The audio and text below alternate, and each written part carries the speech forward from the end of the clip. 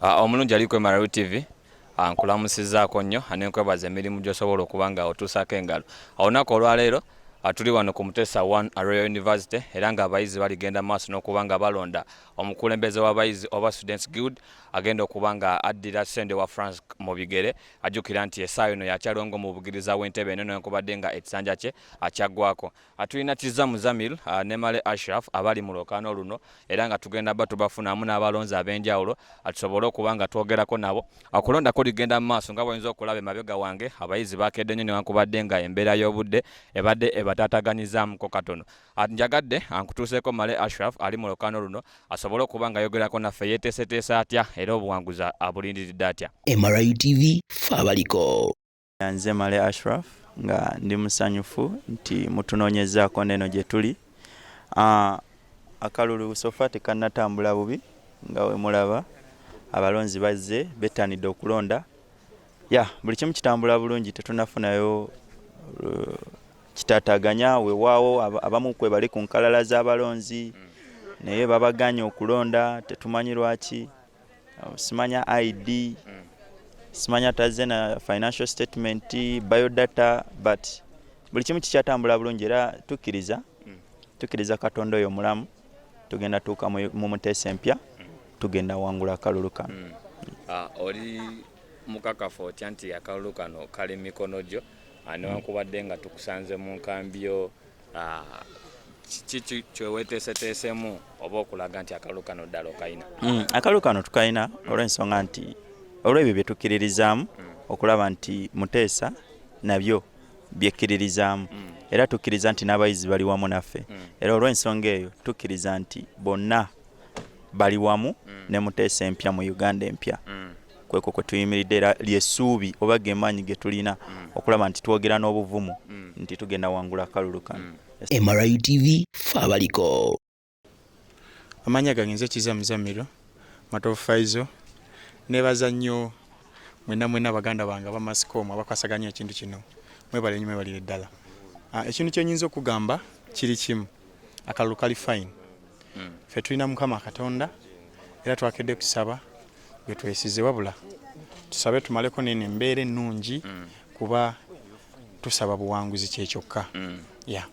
Omuwanguzi bamulangirira ddi? Omuwanguzi tusuubira nti olwaleero bagenda bbala obululu era byonna biggwe leero. Yes. Waliwo ekirala? Ekintu eky'amaanyi kyenyinza okukubiriza nti baganda bange bonna bayizi bananga ba Muteesa Royal University bajje balonde mu bungi. Mujje mulonde Kizza Muzamil kuba Guild President kuba tewali muntu mulala, nze aliwo. Bane mbasaba mwenna gye muli mujje tulonde, mujjire mu bungi tulonde Kizza Muzamil kuba Guild President. Mbagala nnyo, mwebale nnyo omulimu gwe mukola, muli bannange nnyo, mwebale nnyo, mwebalire ddala. Embeera TV faabaliko.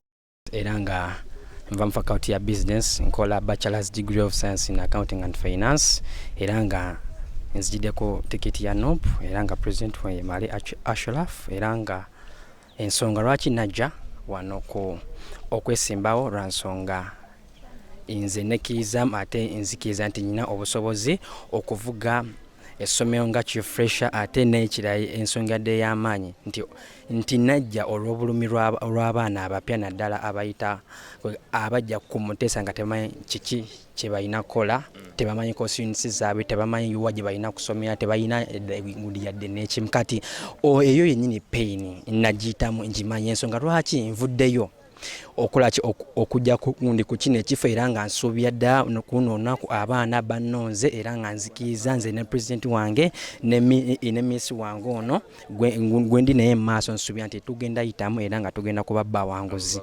Embeera TV faabaliko. Bozi naye kidiza ya moti okusooka njagala kwebaza empewo ya Embeera TV okujja okwata buli kimu ekigenda mu maaso. Njagala okwebaza abantu abajjumbidde okulonda. Weather si nnungi, abasinga tetudiringa nnyo na weather mbi bweti nga nze omukubo, naye olw'akalulu sobodde okujja okubeerawo. Nebaza ekibiina kya National Unity Platform otubeererawo okuva mu ntandikwa mpaka kati.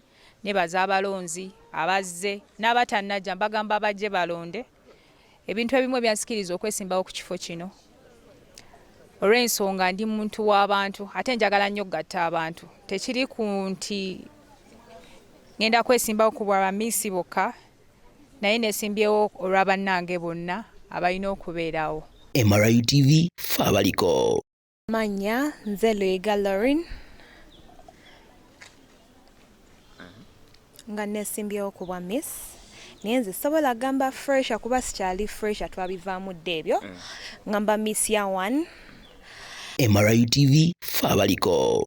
Alawo okwesimba ku kifo kino reason being buli kimu tukikola naye tukikola mu ngeri ez'enjawulo so tubadde tubikola naye ate tulina kukyusaamu engeri gye tubikolamu so nze nkireferringa to as the new normal byaliwo nga tubikola naye kati tugenda bikola mu ngeri ey'enjawulo mu ngeri empya eri unique nga mmaze okuyitamu.